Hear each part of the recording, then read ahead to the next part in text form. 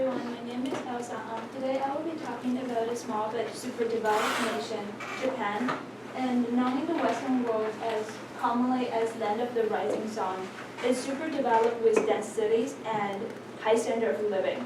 So when we talk about Japan, we usually think about the cherry blossom, we think about tasty sushi, and we also think about the beautiful temples. But other than that, we don't really know a lot about this mysterious country. And before I was interviewing one of my Japanese friend, Maizuki, I also did not know a lot about it. Maizuki is also a student here, and she lived in Japan. She was born and raised in Japan before she came here for school. During the interview, I get to know a lot about this country from many different aspects, including the geography, the culture, the traditional culture, and the social values. So here is a map of Japan, and I think you can see that one obvious thing is that it's an island nation. So, in fact, according to the nationalgeographic.com, Japan has a total amount of 7,000 islands, for 7,000 both large and small islands. And the main island called Honshu covered 60% of the total area, and it consists of most of the big cities, including Tokyo, Osaka, and Nagoya. And another key feature about Japan is that it is very, very mountainous. And I think this picture is a very good example of showing it.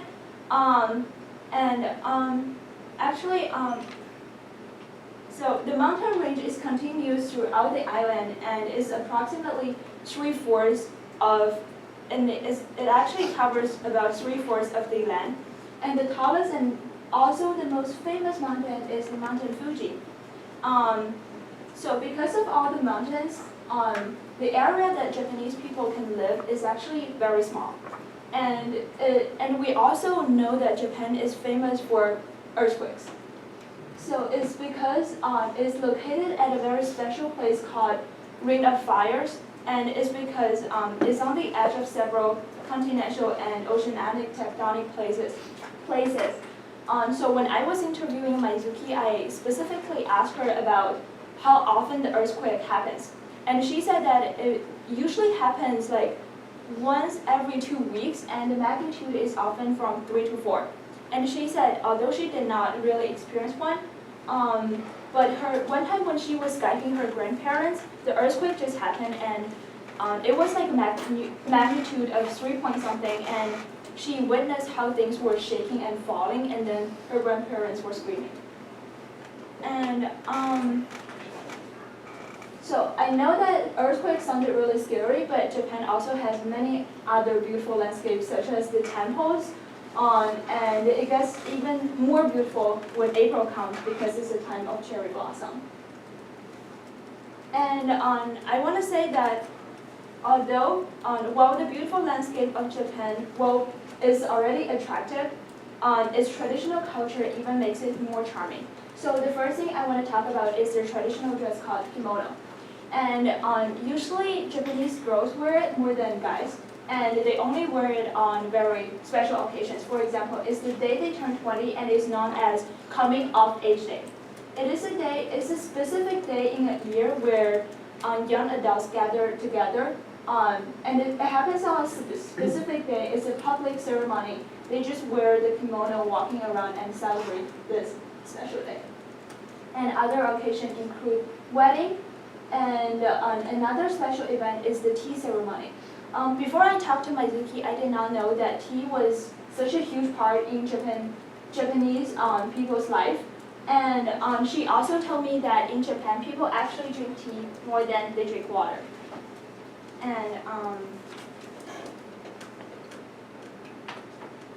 And another culture in Japan is the use of formal language. So it's very similar to Korea, and both countries use honorific language extensively. So she told me an anecdote. For example, in Japan, when a 5th grade student met a 6th grade student, the 5th grade student has to use the formal language, even though they were so young. So anyone who is younger than the other one has to use that language. And another common etiquette in Japan is the culture of bowing. So here's an example of showing President Barack Obama bowing to the Japanese Emperor Akihito. Yeah. And another thing, and another part of Japan is that their cultural value of respect are deeply rooted in themselves. So they form a social value of collectivism. It's very is very contrary to what Western world believes individualism, because their politeness taught them to respect and care for others and also be loyal to their groups. So this guy called Dr. Kazuo Inamori, he is the chairman of Japan Airlines, and he once said that people have no greater calling than to serve the greater good of humankind and society. So this just really shows that Japan values group work more than individual achievements. And another thing that is related to collectivism is that Japan has a really low tolerance to uncertainty. So for example, it's not as open as America to new things and diversity. And Maizuki said that if a student stands out too much in his or her school, he or she will probably or more likely to get bullied than others. And thank you.